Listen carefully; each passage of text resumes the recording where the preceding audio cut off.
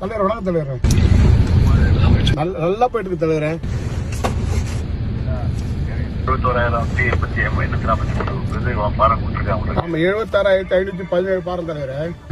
9,891 படி தான் ஃபில் பண்ணி கொடுத்துருக்கோம். இல்ல தலைவரே, நேற்று வரைக்கும் 14,784 படிவம் தலைவரே. நேற்று வரைக்கும் பண்ணிருக்கு தலைவரே. இன்னும் 4,100 படிவம் பெறப்பட வேண்டியது இருக்கு தலைவரே. நல்லா போயிட்டு இருக்கு தலைவரே.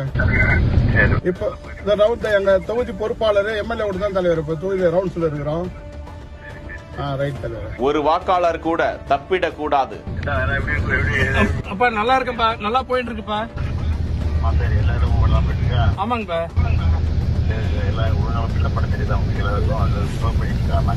ஆமாங்கப்பா, அதனாலதான் நம்ம ஆட்களை அங்கங்க பூத் ஸ்லிப் எழுதுற மாதிரி கிட்ட இருந்தே உட்காந்து டேபிள் போட்டு எழுத சொல்லி இப்ப பண்ணிட்டு இருக்காங்க.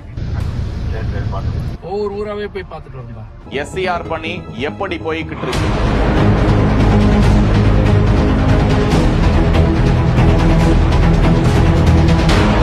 முழு வீச்சில் செயல்படுங்க என அலைபேசியில் உத்தரவிடும் சிஎம். தமிழகத்தில் சிறப்பு தீவிர வாக்காளர் திருத்த பணி மும்முரமாக நடந்து வருகிறது. வீடுதோறும் மத்திய அரசால் நியமனம் செய்யப்பட்ட அலுவலர்கள் விண்ணப்பங்களை கொடுத்து வருகிறார்கள். விண்ணப்பங்களை மக்கள் பூர்த்தி செய்து கொடுத்து வருகிறார்கள். பல இடங்களிலும் ஒழுங்கான முறையில் எஸ்ஐஆர் பணிகள் நடந்து வரும் வேளையில் சில பகுதிகளில் தங்களது பெயர் எஸ்ஐஆரில் வரவில்லை என குற்றச்சாட்டுகளும் இருக்கத்தான் செய்கின்றன. அது குறித்து மாவட்ட நிர்வாகமும் விசாரித்து வருகிறது. இந்த நிலையில் திமுக தலைவரும் முதலமைச்சருமான மு.க.ஸ்டாலின், சட்டமன்ற உறுப்பினர்கள், ஒன்றிய செயலாளர்கள் உள்ளிட்டோரிடம் எஸ்ஐஆர் பணிகள் குறித்து அலைபேசியிலேயே உங்க சட்டமன்ற தொகுதியில் இருக்க வாக்காளர்கள் எத்தனை பேர் எஸ்ஐஆர் லிஸ்டில் இருக்கிறது என விவரமாக பேசக்கூடிய காணொளி வெளியாகி இருக்கிறது.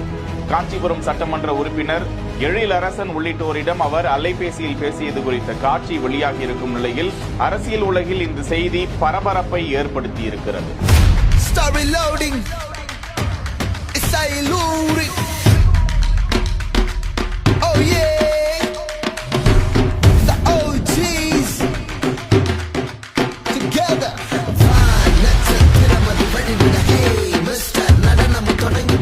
செய்திகளை வழங்குவோர் ஜிடி ஹாலிடேஸ், மெட்வே ஹாஸ்பிட்டல், சாலையா காட்டன் தோத்தி ஷர்ட். செய்திகளை உடனுக்குடன் தெரிந்து கொள்ள பிஹைண்ட் வுட்ஸ் நியூஸ் வாட்ஸ்அப் சேனலுடன் இணைந்திருங்கள்.